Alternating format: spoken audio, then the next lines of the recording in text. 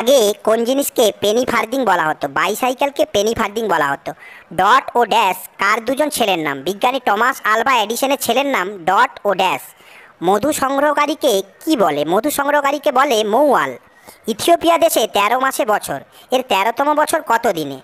৫ দিনে। পৃথিবীর গভীরতম পরীক্ষাগারের নাম কি? পৃথিবীর গভীরতম পরীক্ষাগারের নাম স্নো ল্যাব। বাংলা সাহিত্যে প্রথম চরিত্রের নাম কি?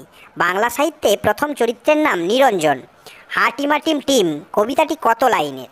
হাটিমাটিম টিম কবিতাটি ৫২ লাইনের। লাপু লাপু কোথাকার বিখ্যাত যোদ্ধা ছিল? লাপু লাপু ফিলিপিন্সের বিখ্যাত যোদ্ধা ছিল। বলা হয় ক্ষীরপাই শহরে বর্গী আক্রমণ করলে এক সাহেব বর্গী তাড়ান। তার সম্মানে পরাণ আটা বাবর শাহ মিষ্টি তৈরি করেন। এখন প্রশ্ন হচ্ছে, এক্স নামের ওই সাহেবের নাম কি? এডওয়ার্ড বাবর।